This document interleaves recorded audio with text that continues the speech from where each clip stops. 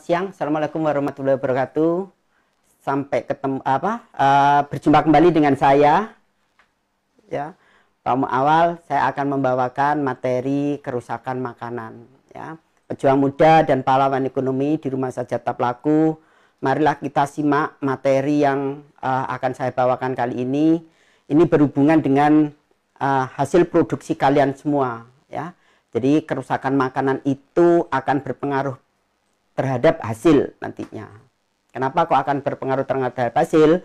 Karena sesuatu bahan yang kita pakai itu, kalau bahannya itu bagus, hasilnya juga akan bagus. Ya, jadi kalau bahan makanan itu rusak, walaupun nanti pada prosesnya itu sudah mengalami suatu perubahan dan sebagainya, tetap hasilnya juga akan kurang bagus. Ya, itu bila kerusakan makanan itu, bahan makanan terutama itu sudah terjadi. Jadi kerusakan makanan itu perubahan yang terjadi pada makanan atau bahan makanan sehingga tidak layak dikonsumsi. Ya, tidak layak dikonsumsi itu ya memang kalau kita melihat expired dari bahan makanan pada bahan makanan baik kaleng ataupun yang lainnya itu mesti kan ada expirednya, tanggal sekian, tahun sekian, bahkan bulan ya. Tetapi sebetulnya di dalam expired itu masih ada tenggang waktu itu sekitar 1 sampai 2 bulan sebetulnya. Tapi lebih dari itu tidak boleh dipakai. Namun memang ada bahan makanan yang masih bisa dikonsumsi walaupun tanggal kedaluarsanya itu sudah lebih, tapi dengan satu syarat, bahan makanan itu tidak terjadinya perubahan. Baik perubahan fisik atau perubahan non fisik. Tadi dari aroma, rasa dan sebagainya itu belum terjadi perubahan. Ya, kalau perubahan fisik itu terjadi bila bahan makanan itu sudah terjadinya timbul jamur, ya, bau tidak sedap, itu sudah tidak bisa dipakai lagi.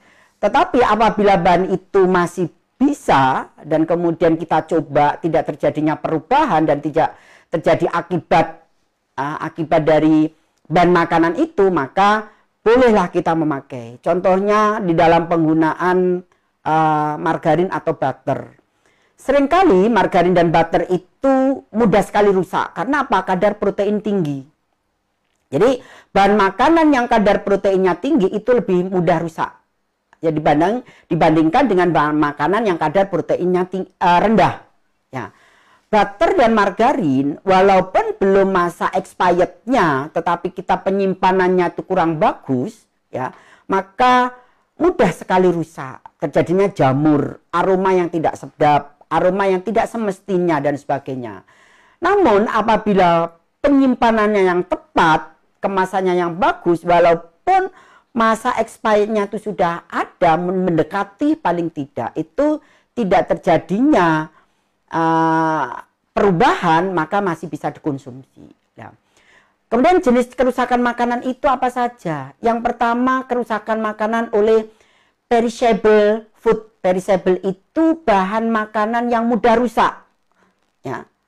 Karena di dalam perishable itu bahan makanan yang kadar air tinggi, kadar protein tinggi, sehingga mudah sekali rusak. Di antaranya bahan-bahan itu adalah bahan makanan cepat rusak itu hanya bertahan 1 sampai beberapa minggu. Sayur contohnya, ya, sayur, daging, ikan, telur, susu itu bahan-bahan yang termasuk dari perishable. Kemudian ada lagi bahan semi perishable, bahan makanan tidak terlalu cepat rusak, ya, gula pasir, ya, tepung dan sebagainya itu tidak mudah rusak, ya, karena semi. Kemudian non perishable atau bahan makanan tidak cepat rusak. Ini bahan kering biasanya, ya. Atau istilah lain bahan-bahan itu yang dikeringkan, ya. Atau istilah dari perishable itu dari glossaries, ya.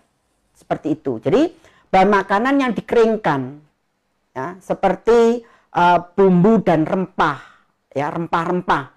Kalau bumbu atau istilahnya itu herb itu masih bisa dikategorikan perishable karena dia masih tahan lama, seperti lengkuas, kencur, jahe itu kan masih masih bisa tahan lama. Tetapi kalau yang sudah dikeringkan itu istilahnya yang dikeringkan seperti cengkeh, ya, kemudian pala, merica, itu yang bisa dimasuk kategorikan dengan non perishable. Kemudian faktor penyebab itu apa saja? Penyebab kerusakan pada bahan makanan. Ya, ada 9 penyebab bahan makanan itu cepat rusak. Ya. Pertama, mikroorganisme. Ya, mikroorganisme. Kemudian oleh enzim, kemudian suhu, cahaya, kadar air, biologi dan fisik. Ya. Tuh.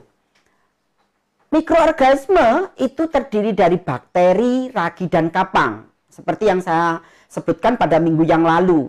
Ya, ada bakteri, ada ragi, ada kapang.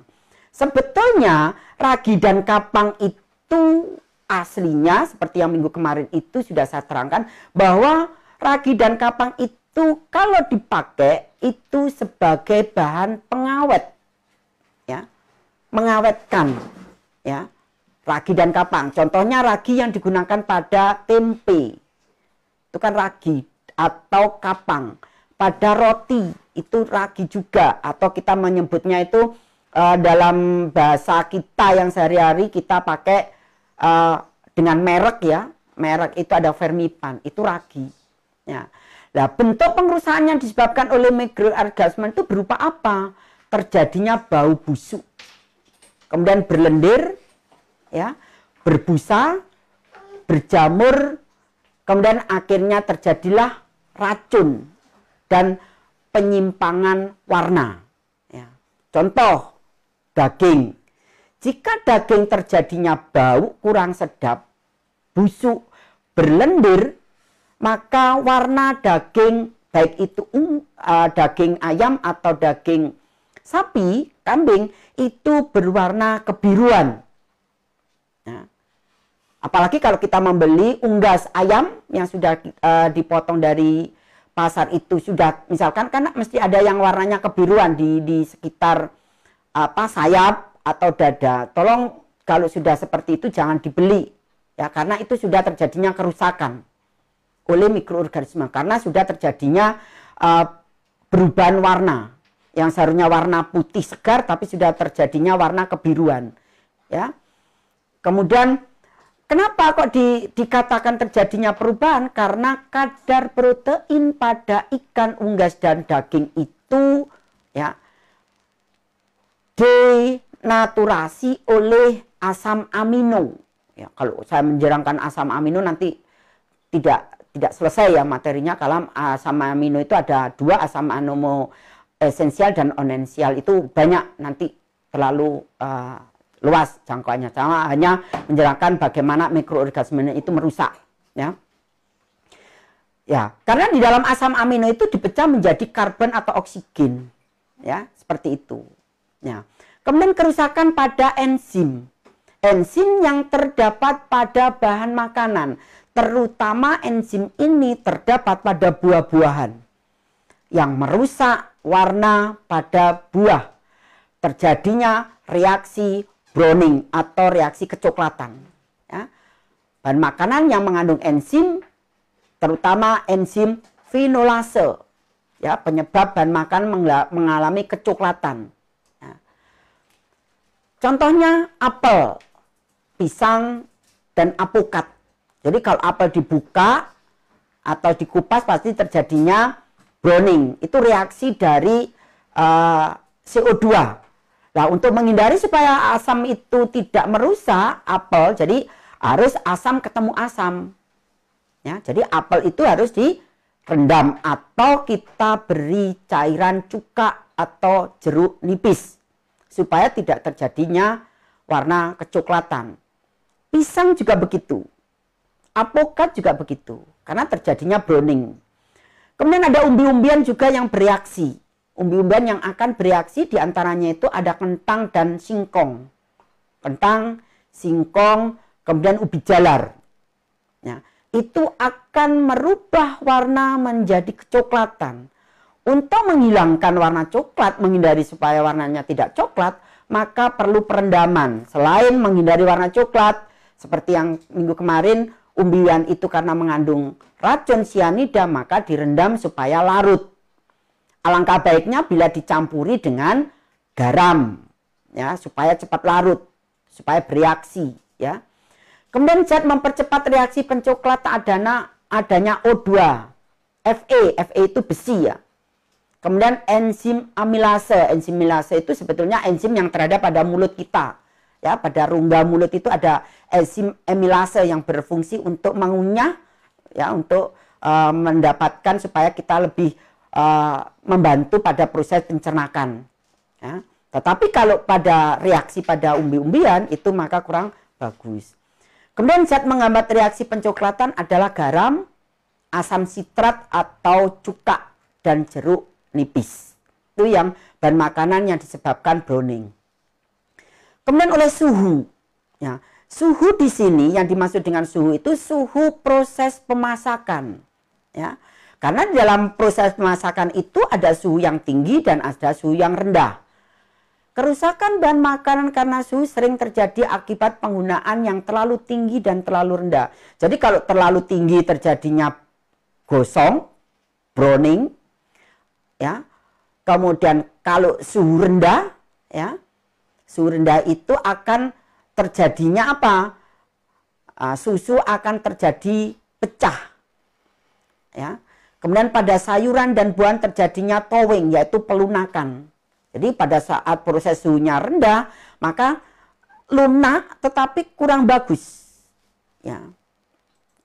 Kemudian pada suhu tinggi ada istilahnya case herding, yaitu pangan di mana luar sudah keras namun di dalam masih basah.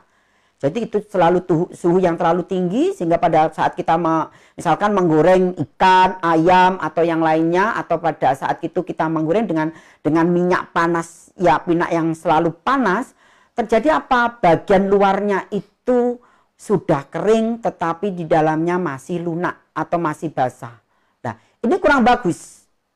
Ya, kurang bagus. Karena di dalam proses pemasakan itu memasak itu secara pelan-pelan, ya, secara pelan-pelan atau di simmer kalau menggunakan cairan, simmering, ya.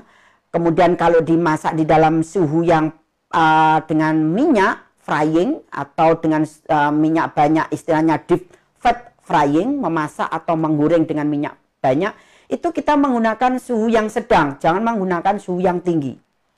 Karena untuk tingkat kematangan. Kalau tingkat kematangan misalkan daging di dalam pembuatan steak itu tidak masalah, memang hanya bagian luarnya saja, ada yang bagian luar, ya, ada yang bagian dalamnya harus masih mentah kalau daging. Tetapi kalau ayam dan ikan itu tidak diperbolehkan, karena di situ banyak bakteri, ya, yang masih bisa merusak, yang bisa menjadinya keracunan pada tubuh manusia. Itu karena penggunaan suhu yang terlalu tinggi, ya. Ya, kemudian suhu yang rendah itu terjadinya perusakan pada perebusan susu, ya. Walaupun pada suhu yang tinggi juga terjadinya pemecahan susu dan santan, ya. Tetapi kalau pada prosesnya pemasakan suhu dengan tinggi, misalkan kita merebus santan, boleh menggunakan suhu tinggi, tetapi harus kita aduk. Ya, kita aduk supaya apa? Tidak terjadinya pecah. Kalau pecah itu kurang bagus, ya, karena terjadi pemisahan antara lemak dengan cairan, dengan air. Tuh. Kemudian perusakan bahan makanan oleh cahaya, ya, sinar atau cahaya matahari terutama, ya, merusak beberapa vitamin, ya, terutama pada riboflavin, vitamin A dan vitamin C. Selain itu akan merusak warna. Jadi warnanya menjadi kuning. Seharusnya warna hijau segar, karena suhu sinar matahari yang terlalu menyengat, maka terjadinya kerusakan vitamin pada suhu. Sehingga akan terjadinya zat hijau daun itu akan rusak atau pecah. Ya. Kadar pada hijau daun itu akan pecah sehingga menjadi warna kekuningan. Itu yang kurang bagus. itu disebabkan oleh cahaya. Kerusakan bahan makanan oleh cahaya, terutama cahaya matahari. Kalau cahaya lampu dan sebagainya tidak terjadi ya, terutama dari sinar matahari. Jadi sebaiknya kalau bahan makanan itu sudah kita siangi, dalam arti kita sudah membersihkan, sebaiknya segera dibungkus.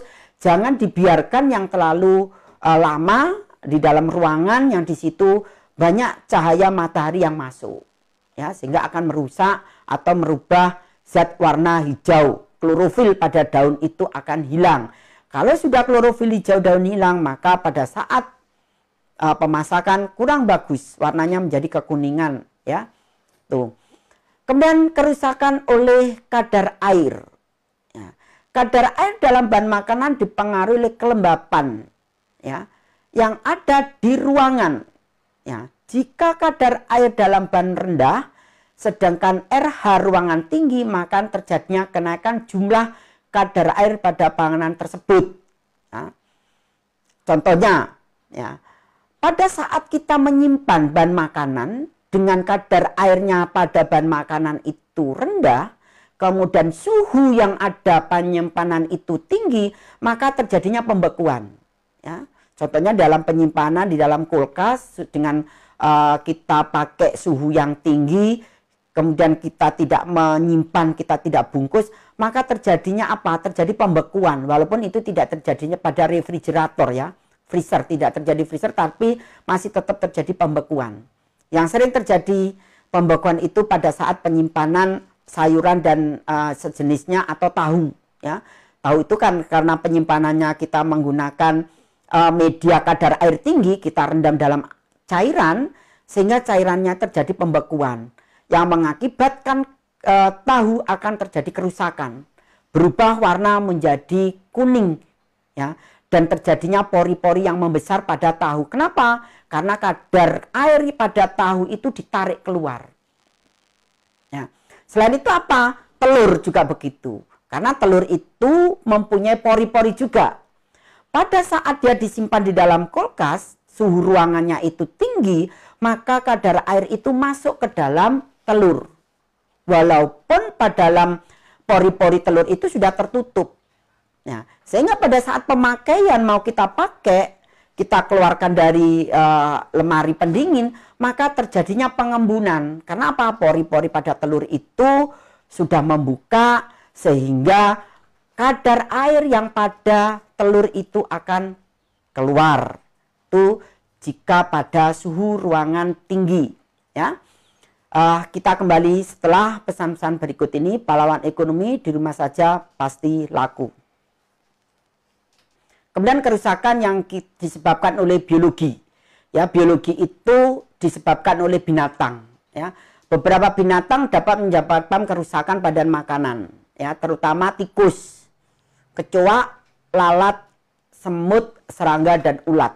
Ya, sebetulnya kalau kita memilih sayuran itu alangkah baiknya memilih sayuran itu yang banyak lubangnya, bekas ulat itu lebih bagus karena sayuran itu tidak mengandung pestisida, ya, walaupun nanti sampai rumah masih dicuci karena di situ kan di dalam ulat itu tidak mengandung racun ya, karena dia memakan sayuran itu sehingga tidak terjadinya keracunan. Beda dengan tikus ya.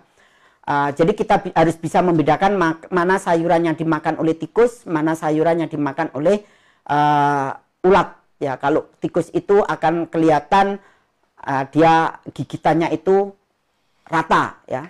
Itu kurang bagus. Sehingga kalau ada bahan makanan yang sudah terjadi perusakan oleh tikus, sebaiknya sudah tidak dipakai ya, karena di situ sudah ada racun. Ya, sudah ada bakteri ya, sehingga mengakibatkan nanti penyakit pes ya pada seorang yang makan dari bekas gigitan tikus itu. Kemudian jenis-jenis kerusakan bahan pangan makanan ya. Ada microbiological spoilage ya. Kemudian ada biochemical, kemudian ada chemical, ada physical, kemudian ada mechanical dan ada biological ya.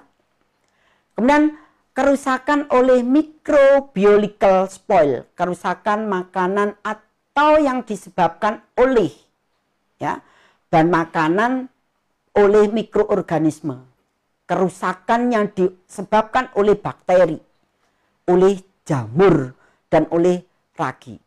Tanda-tandanya bagaimana? Berlendir. Ya.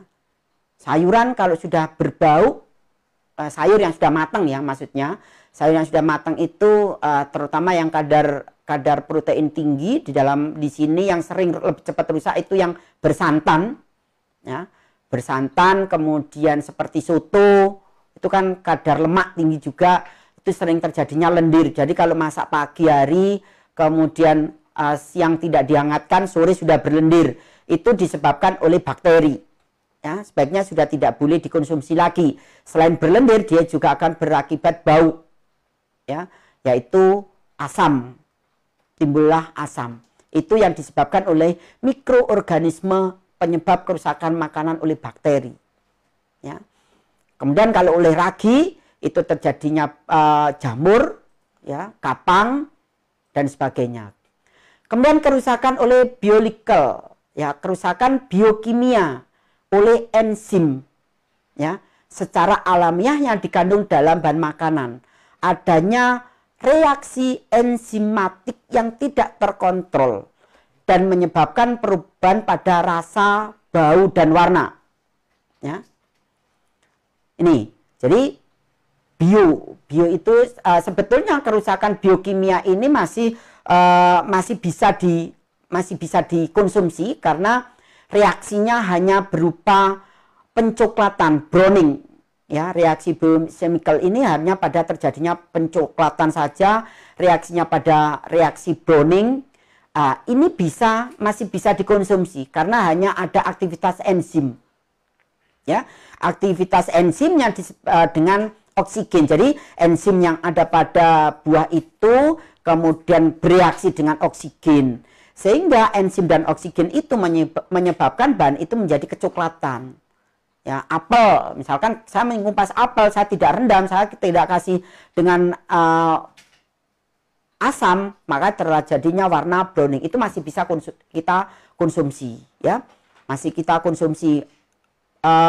Pisang juga masih alpukat masih bisa konsumsi karena sifatnya tidak rusak, hanya penampilan saja yang kurang bagus. Tapi begitu nanti kita masak dengan menggunakan asam, warna kecoklatan itu sudah menjadi hilang.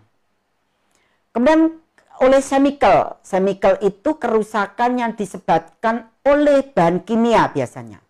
Ya. Kerusakan yang disebabkan oleh reaksi kimia bahan makanan dengan oksigen atau cahaya. Ya. Contohnya adanya food additive. Food additive itu bahan makanan yang ditambahkan. Ya. Bahan makanan, makanya kalau bahan makanan yang ditambahkan pada pengolahan itu kan mesti harus ada 0,01%, tidak boleh 1% atau 5%. Tetapi pada saat saya banyak yang menjumpai, ya saya tidak menyebutkan dari merek UKM, dari pahlawan ekonomi itu, banyak yang menggunakan melebihi dari food additive yang dianjurkan oleh Dinas Kesehatan. Sehingga pada saat di lab, maka mereka sudah tidak layak lagi karena kelebihan dari food additive, penambahan bahan makanan, ya, terutama nitrit atau asam, ya, yang menyebabkan apa? Terjadinya kanker. Ya, jadi tolong dari pejuang muda dan pahlawan ekonomi janganlah terlalu banyak menambahkan dosis yang dianjurkan oleh BPOM, ya. POM itu menganjurkan 0,01 itu sudah layak, memang seperti jangan melebihi. Pak, supaya lebih tahan lama, ya. Tahan lama tidaknya itu sebetulnya dari proses pemasakan. Sambal itu tidak perlu adanya bahan pengawet karena sudah ada bahan pengawet sendiri atau minyak yang ditambahkan pada prosesnya. Tetapi banyak yang menambahkan. Sirup juga begitu, ya, sehingga ditambahkan asam, ya, sitrun terutama. Padahal penambahan sitrun itu seharusnya harus sedikit saja. Karena selain untuk mengawetkan, Sitron itu juga akan merubah rasa menjadi asam, lebih asam. Ya. Sehingga tidak layak dipakai. Kenapa harus ditambahkan? Walaupun pada proses pemasakannya itu yang benar-benar masak yang lebih matang, kemudian proses pengemasannya yang tepat, ya, kalau memasukkannya seperti sirup itu harus benar-benar dingin, dan setelah itu ditutup rapat, saya kira tidak perlu penambahan bahan makanan pun sudah bisa tahan lama. Ya. Kemudian oleh enamel juga, coating, ya, coating itu coating kalau istilahnya bahan untuk kalau dalam patisserie coating itu melapisi ya. Kalau ada enamel itu lapisan pada kaleng, ya, yang tidak baik, ya, karena dia mudah sekali rusak. Kalau sudah rusak, ya, bahan dalam kalengnya itu sudah rusak, seperti pada saat kita membeli makanan kaleng, ya, makanan kaleng itu baik buah ataupun ikan, ya, seperti sarden dan sebagainya. Kalau kan biasanya di dalam supermarket itu ada harga yang lebih murah, diskon sekian persen, cuman saya tahu mereka harus mencari yang murah, tapi dia tidak melihat bahwa di situ terjadinya apa, kerusakan pada kaleng, ya, peyok misalkan, fisiknya sudah seperti itu. Nah, itu sebaiknya jangan dibeli, karena apa? Enamel yang ada pada lapisan kaleng itu sudah larut pada cairan, yang dia akan bereaksi. Kalau sudah bereaksi, di situ sudah ada asam, kalengnya akan terjadinya warna menjadi berupa hitam, ya, nayeng istilahnya. Ya, kalau sudah terjadi nayeng itu akhirnya apa? Terjadinya racun di situ. Sama penyimpanan makanan yang dari kaleng, kalau kaleng itu sudah dibuka, sebaiknya bahan makanan itu langsung dipindahkan dalam tempat yang lain, terutama disimpan dalam plastik, wadah plastik atau stainless yang bertutup. Jangan ditempatkan di kalengnya itu, karena akan terjadi reaksi bahan kimianya, adanya oksigen yang masuk, sehingga terjadi kalengnya itu sudah berkarat, ya, sudah berkarat sehingga akan terjadi keracunan. Kemudian kerusakan pada fisikal, ya, adalah kerusakan bahan makanan atau makanan fisik, ya, disebabkan oleh suhu, kelembapan dan kekeringan. Contohnya sealing injuries, kerusakan pada buah pisang yang disimpan pada refrigerator, ya. Shelling, ya, terjadinya noda-noda hitam, ya, menjadi lunak. Jadi kalau kita menyimpan, kenapa pisang harus disimpan pada refri, ya, itu terjadinya apa? Browning, kulitnya menjadi kehitaman. Ya, kalau sudah menjadi hitam, kemudian tekstur bahan menjadi lunak, ya, itu terjadi pada buah, ya, pada buah pisang. Ya. Kemudian ada case hardening, kerusakan pada biji-bijian di mana bagian luar sudah kering, sedangkan bagian dalam masih basah, ya, biji-bijian. Jadi bahan makanan yang berupa biji, ya, ini kerusakan. Case itu sebetulnya kulit, ya, kerusakan pada kulitnya saja, ya. Bagian luar kulit itu sudah kering, tapi bagian dalamnya itu masih basah. Contohnya saya pada saat penyimpanan buah, ya, yang delima, buah delima itu saya simpan karena saya masih perlu, terjadinya case hardening. Jadi kulitnya itu sudah terjadi pengerasan, sudah kering banget, ya. Kemudian dalamnya masih basah, sama dengan jeruk nipis, itu juga sering terjadi case hardening, ya. Sebaiknya untuk penyimpanan seperti itu apa? Kita bungkus dengan koran, kita bungkus dengan plastik wrap, kita bungkus dengan aluminium foil, supaya apa? Tidak terjadi case hardening. Jadi bahan makanan itu masih tetap utuh, masih tetap segar, baik bagian luar maupun bagian dalamnya. Kemudian sayuran jadi layu karena panas terus menerus, ya, layu. Walaupun di dalam penyimpanan di dalam lemari pendingin tidak terjadi layu.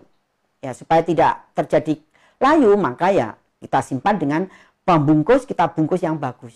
Ya, boleh dibungkus dengan daun pisang atau koran bekas, tapi tidak bekas banget loh ya, koran yang masih bagus kita simpan, kita untuk hanya sebagai pembungkus saja supaya menghindari terjadinya penarikan kandungan air pada sayuran. Jadi sayuran itu kandungan airnya ditarik keluar sehingga mudah sekali terjadinya pembusukan.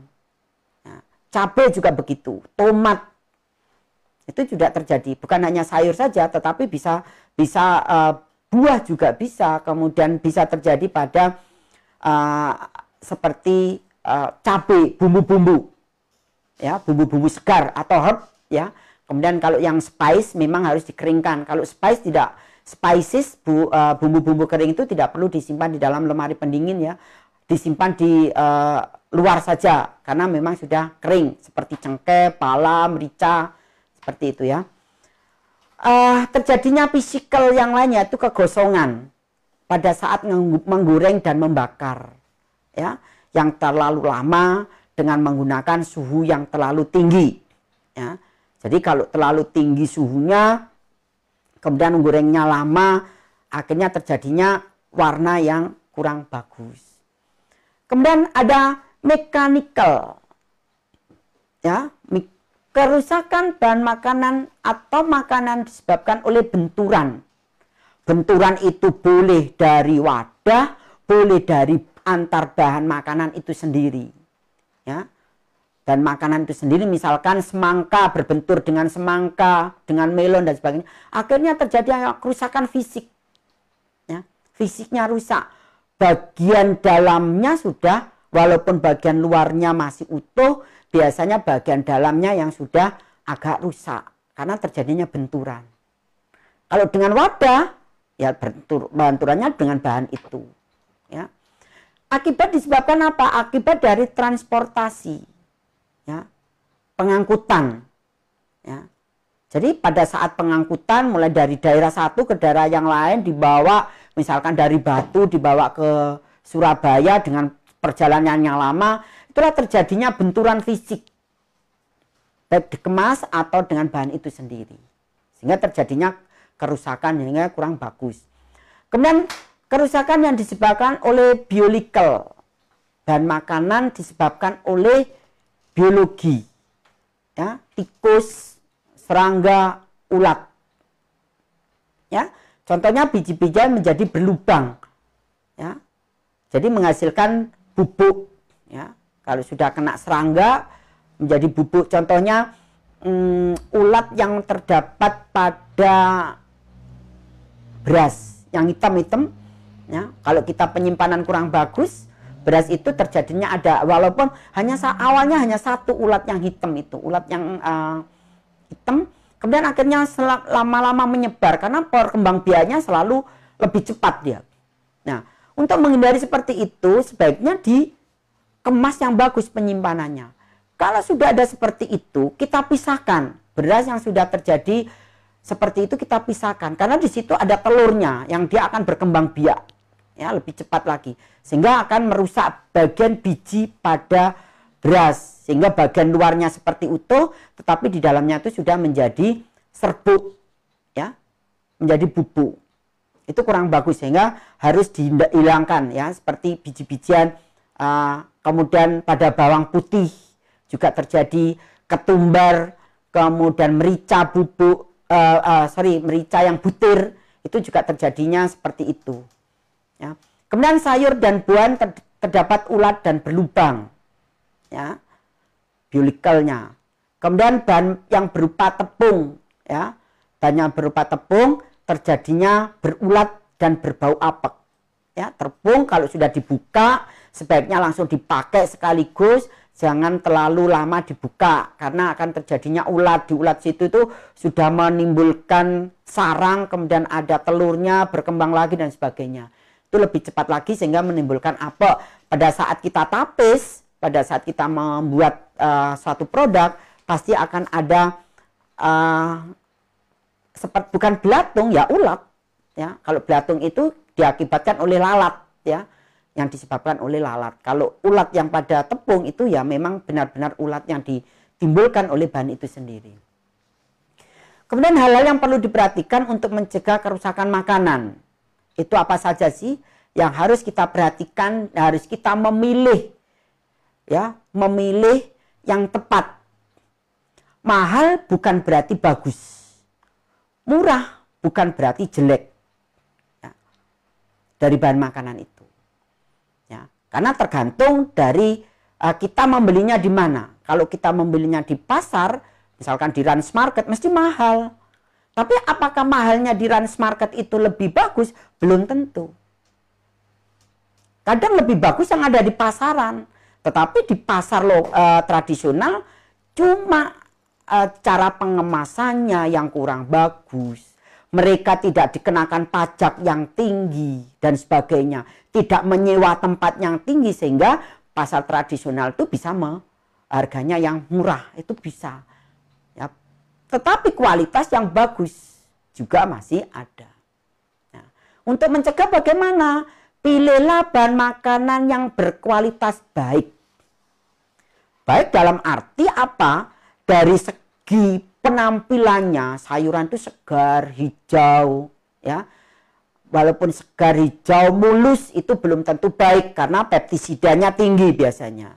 Walaupun ada lubang-lubang sedikit bekas ulat, tidak masalah, ya, karena kadar peptisidanya rendah. Nah, kemudian tidak retak di sini di dalam arti baik buah, ya, terutama melon, semangka, kemudian buah-buahan yang kelihatan retak itu jangan dibeli ya, karena nanti akan mudah rusak. Kemudian penyok, ya, terjadinya pada kaleng, makanan kaleng. Wis kalau ada murah, semurah-murah apapun, kalau sudah dalam keadaan kemasan penyok itu jangan dibeli. Karena sudah terjadinya kerusakan pada makanan tersebut di dalam, sudah bereaksi bahan kimia. Karena cairannya di dalam bahan kaleng itu bahan kimia, pengawet. Selain bahan makanan itu sudah menjadi ada bahan pengawetnya, bahan penyimpanannya, ya, yang direndamkan, baik itu dalam bentuk sarden atau buah kaleng, cairannya itu sudah ada bahan pengawetnya. Nah, kalau kalengnya sudah terjadinya peyok, sudah terjadinya reaksi kimia. Apalagi di dalamnya terjadinya hancur. Ya, sudah hancur. Ya, itu alangkah baiknya kita hindari. Jangan nanti untuk jualan lebih murah hasilnya, dan jangan. Kalau terjadi seperti itu, terus terjadinya keracunan pada makanan tersebut, pada kalian menjual, itu akan mematikan usaha Anda semuanya. Ya, jangan sampai terjadi seperti itu. Ya. Sebelum disimpan di tempat penyimpanan, sayur, buah-buahan harus dicuci bersih terlebih dahulu. Ya. Jadi kita bersihkan dulu, kita siangi, kita cuci, kita tiriskan, kadar airnya kita kurangi, semuanya baru kita simpan. Ya. Bukan hanya sayuran, telur juga begitu. Kalau kita mau menyimpan, kan telur itu dari kandang itu nggak mungkin kan dicuci orang jualan itu. Kalau mereka dari kandang kemudian dicuci, dijual, rusak. Karena pengangkutan dari peternakan ke penjualan itu memakan waktu lama. Ya, itu akan terjadinya kerusakan. Kerusakan dari mana? Kandungan air masuk ke dalam telur. Sehingga telur mudah sekali busuk. Jadi kalau kita membeli 1 kilo, 2 kilo misalkan. Ya, kita mau simpan, ya kita cuci bersih. Karena di situ ada kotorannya. Nah, di kotoran itu terjadinya bakteri. Ya, dengan ada bakteri itu kalau kita simpan, nah, maka bakteri itu akan menular. Akan terjadinya kontaminasi silang. Yang awalnya tidak ada bakteri, terjadinya ada bakteri. Walaupun di dalam air itu ada bakteri ya. Ya, tapi tidak separah yang ada bakteri pada bahan makanan itu. Makanya menyucinya itu dengan air yang mengalir, jangan air yang mengenang. Kita menampung air untuk mencuci dan sebagainya. Tidak, sebaiknya air yang mengalir ya, supaya cairan kotoran itu langsung larut atau hanyut ke dalam selokan. Kemudian simpanlah bahan makanan sesuai dengan jenis bahan makanan dan harus selalu memperhatikan suhu penyimpanan, ya, supaya tidak terjadinya perkembangan bakteri. Seperti yang minggu kemarin itu sudah saya terangkan bahwa penyimpanan itu ada 3 tahap, dengan bahan makanan yang matang di atas, bahan makanan yang setengah matang di bawah setengah, kemudian yang mentah di bawah. Ada urut-urutannya seperti itu, ya. Jangan sampai yang matang itu ada di bawah, yang mentah ada di atas, sehingga bisa terjadinya kontaminasi silang. Apalagi tidak ditutup, asal dimasukkan kulkas brek dan sebagainya, itu ya kurang bagus. Kemudian jagalah makanan setiap waktu dari kontaminasi. Alangkah baiknya bila diberi tanggal, kapan tanggal memasukkannya, sehingga pada saat kita menggunakan kita sesuaikan dengan tanggal penyimpanan, atau kita mengenal dengan sistem penyimpanan makanan itu dengan istilahnya FIFO, first in first out. Siapa yang keluar masuk duluan kita keluarkan lebih dahulu. Jangan kita masuk duluan kita keluarkan bagian terakhir. Jangan, ya. Jadi makanya kalau kita membeli bahan makanan di supermarket itu angka lebih baik kita membeli bagian yang belakang, karena di bagian belakang itulah bagian yang terbaru, bukannya di depan yang terbaru. Ya. Jadi pura-pura memilih itu bagianlah yang paling belakang. Karena bagian belakang itulah bagian yang terbaru. Bagian yang depan itu yang sudah lama. Ya. Jadi kalau kita tahu teori seperti itu, maka harus kita perhatikan. Ya, jangan memilih asal. Ya. Kemudian pencegahan kerusakan makanan. Ya. Pencegahan kerusakan makanan itu ada 8. Ada refrigerating, freezing, canning, dehydration, freezing, drying, curing, pickling, dan Nikka system. Ya. Tuh. Untuk melanjutkan lebih apa refreezing, freezing kita kembali setelah pesan-pesan berikut ini. Pahlawan ekonomi di rumah saja pasti laku. Cara fermentasi pada pembuatan tape oleh Mas Arya. Ya. Prosesnya bagaimana? Oh, Mas Arya, dari perusahaan bahan makanan, perusahaan bahan makanan, ya. Dari kok terjadinya rusak?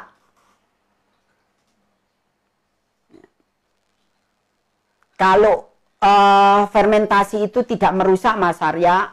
Dalam fermentasi itu sebetulnya bukan perusakan badan makanan, itu tidak terjadinya pengawetan, merubah dari bahan makanan itu masih mentah menjadi bahan matang seperti tape yang ditanyakan Mas Arya, karena Mas Arya mau lamaran. Calonnya orang Sumatera yang sering memberikan materi di UMKM sini. Ya. Nanti pesan saya, Mas, gratis. Ya. Jadi kalau pembuatan tape, supaya tapenya itu manis, cirinya jangan sampai kena garam.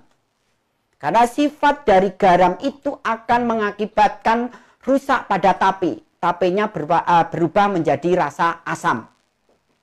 Ya. Caranya bagaimana? Ragi tape kita keringkan, kita jemur panas, kemudian kita haluskan. Ketannya sudah masak, ya.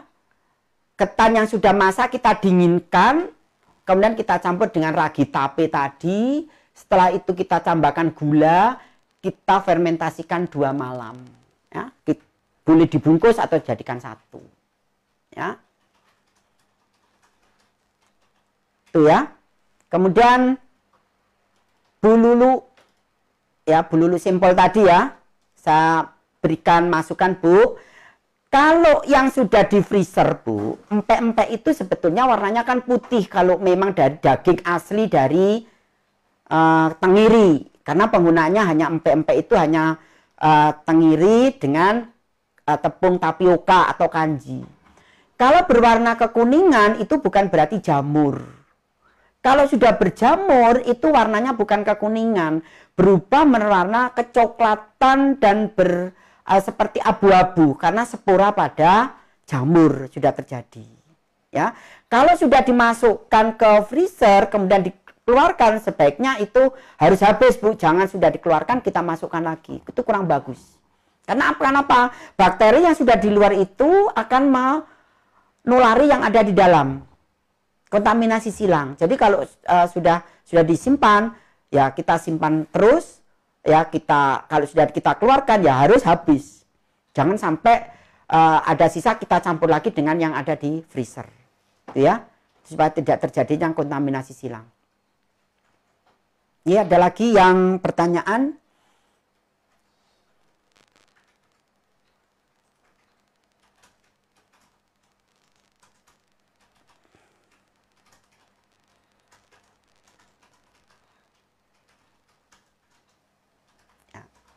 Kemudian dari Bu Kia Daun yang mengenai lodo tadi ya Bu ya. Bertanya tentang lodo untuk 2 hari di pengirimannya bagaimana. Lodo itu mudah sekali basi Bu, rusak. Karena santan. Nah caranya bagaimana? Kalau mau sampai 2 hari, lodonya itu dibekukan dulu. Ya. Setelah dibekukan, nanti kalau sudah mau mengirim, ibu beli tempat yang di styrofoam yang kecil. Styrofoam, di situ diisi dengan dry ice. Ya. Kemudian lodonya dimasukkan di situ. Sampai 2 hari, sampai tempat tujuan tidak akan terjadi basi karena tetap dalam keadaan beku. Ya. Karena sifat dry ice itu kering. Es yang kering tapi dingin. Ya. Seperti itu. Jadi harus penyimpanan seperti itu cepat, ya, tidak terjadi basi karena tetap aja dia dingin, ya. Jangan pakai yang es batu. Kalau kita pakai es batu cair, kalau cair lodo yang sudah cair tadi sehingga juga ikut cair. Kemudian dari Bu Eka Purwanti, bolehkah kita memanaskan makanan di dalam magic jar, misalnya ikan yang disimpan di kulkas, bukan freezer? Terima kasih. Magicom atau magic jar itu kan hanya sifatnya itu bukan sebagai pemanas, sebagai hanya penghangat saja. Ya, kalau kita mau memanaskan dengan ini, tingkat kepanasannya tidak maksimal. Jadi masih ada bakteri yang tidak mati pada magic jar. Wong nasi aja mudah basi Bu, apalagi ikan yang sudah disimpan di kulkas kemudian kita hangatkan, itu kan sifatnya hanya menghangatkan saja.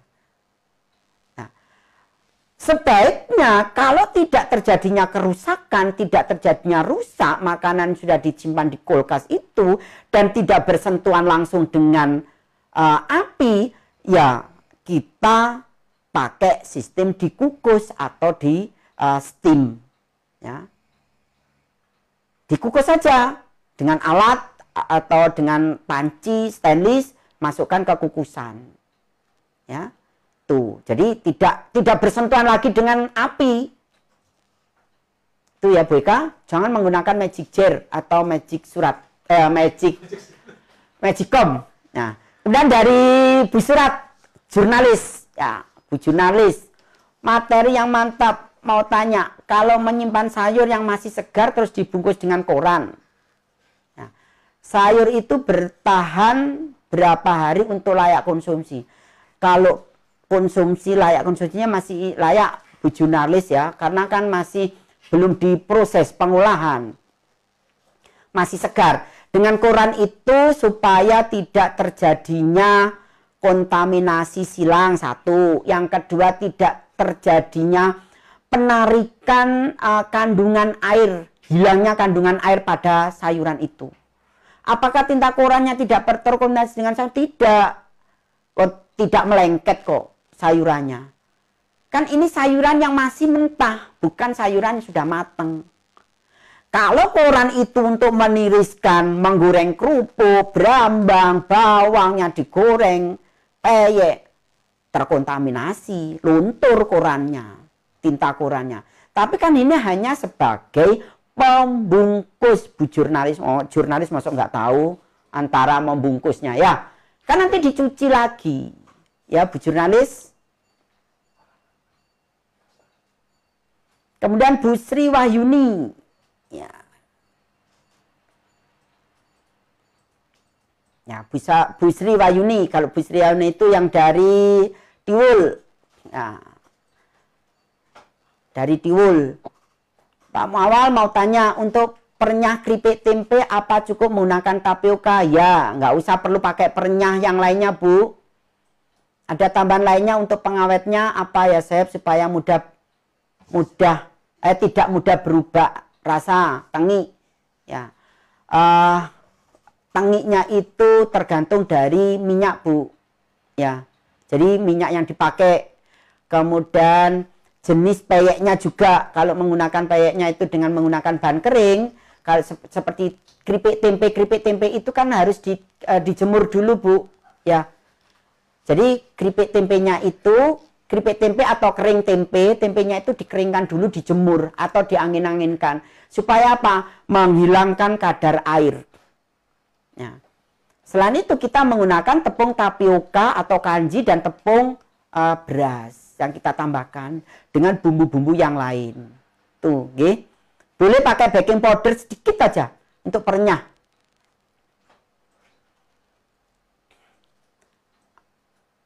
Anom Sari, Bu Marofah Alfat. Ada orang makan telur rebus lalu merasa pusing. Apa terjadinya keracunan? Ya enggak, Bu. Ya kolesterolnya tinggi. Kalau keracunan itu kan bukan pusing, Bu. Keracunan itu terjadinya memang awalnya setelah pusing itu terjadinya muntah. Mual, muntah itu keracunan. Ya. Bukan terjadinya keracunan kalau seperti itu.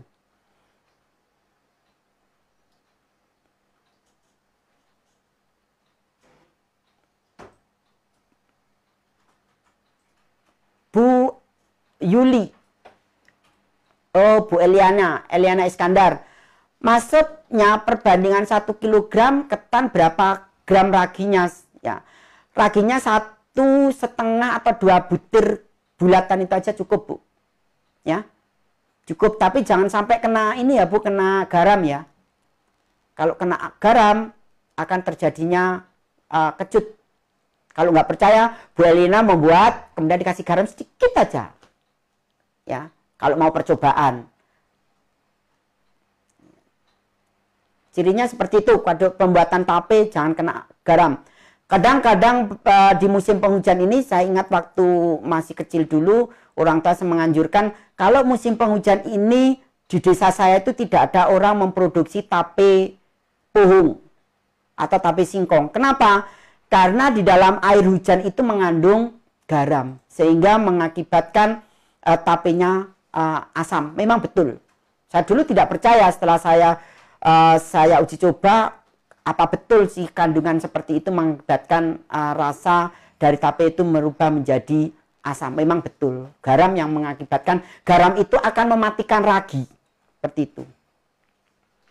Ya. Bu Ani, penyimpanan daun mint bagaimana caranya biar tidak gampang busuk? Ya. Daun mint, Bu, penyimpanannya itu tidak bisa terlalu lama. Ya, sebaiknya kalau Ibu punya plastik wrap, di plastik wrap aja yang bagus, tapi masih dibeli rongga, ya, masih diberi rongga. Kalau tidak seperti itu, boleh dibeli plastik, bagian daunnya masih tertutup plastik, bagian bawahnya itu direndam dengan air. Airnya tidak terlalu banyak, jangan terlalu banyak sampai masuk ke dalam ini daunnya, hanya bagian batangnya yang tercelup dengan air. Kemudian bagian daunnya itu ditutup dengan plastik. Jadi kita masukkan ke kantong plastik biasa, Bu, ya, kita beri karet, ya, kita kareti. Kemudian bagian yang tidak berdaun, gagangnya itu kita taruh di gelas, ada airnya sedikit aja, supaya apa? Daun mint itu masih mempunyai nutrisi makanan dari air. Ya, di dalam air itu kan ada nutrisinya untuk makanan. Kemudian plastiknya itu diberi lubang sedikit saja supaya terjadinya penguapan. Itu cara penyimpanan untuk daun mint atau peterseli.